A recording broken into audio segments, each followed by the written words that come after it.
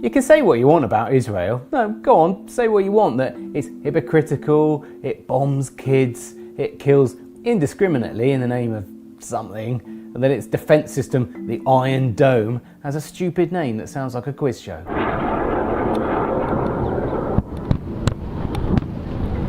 Yep, say what you want about Israel, but its propaganda is unbelievable.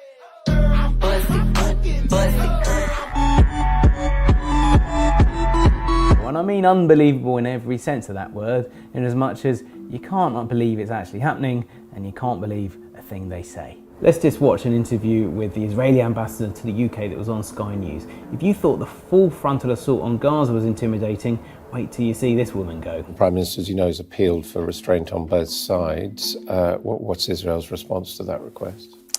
Well, first of all, let's describe the situation on the ground. First of all, don't answer the question. It's under attack, under heavy fire from Hamas, a terror organization. Exaggerate as much as possible. Civilians.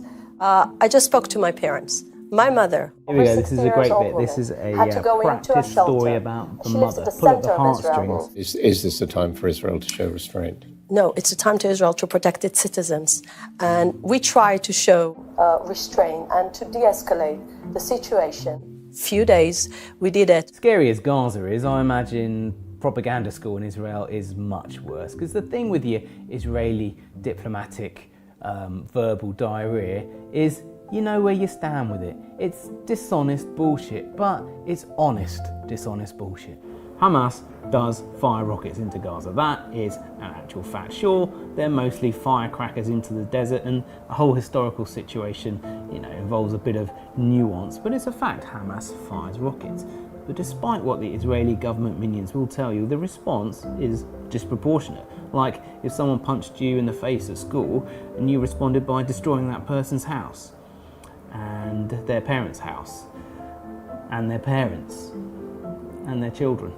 But the diplomacy of the US, which is the so-called power broker of the Middle East, when it comes to this whole Israel-Gaza thing, is, well, confusing. The role we are playing at this point in time, Jonathan, as we've tried to keep you abreast of, is to communicate not only with the Israelis and the Palestinians the goal and the objective of reducing violence and achieving stability, but also with key partners in the region. Yeah, I don't know either. So the rumour when Biden first came to office was that he was going to try and be a bit more mean and aloof towards the perpetual Prime Minister of Israel, Benjamin Netanyahu, mainly to get away from the fanboy policies of Trump and also to please the lefty base. President, can I ask you a quick question on Israel before you drive away? No, you can't. Not unless you get in front of the car as I step on it.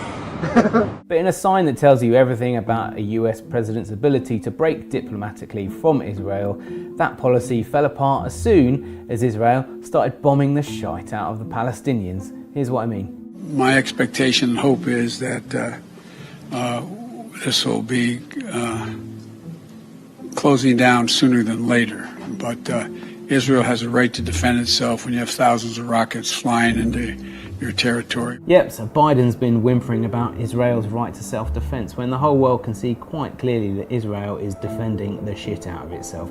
He's also said Israel should start to wind down the destruction of Gaza. Seriously, wind it down. Like, carry on a bit more, but you know, then wind it down. But don't worry, because the New York Times says Biden sharpens his tone in private.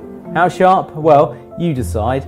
As Israel was levelling entire buildings in Gaza, including the headquarters of Western media organisations, Biden's administration blocked a UN resolution condemning Israel, then passed a $735 million deal to send precision-guided missiles to, yep, Israel.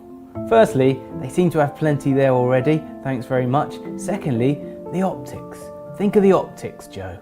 So we've told Israel to wind it down in Gaza. Hey Israel, want some guns? So is there no way of getting the US to ever stop sending missiles and weapons to Israel? Actually, yeah, there might be. Italian port workers apparently refused to load a shipment of arms because it was headed to Israel. Now that is diplomacy.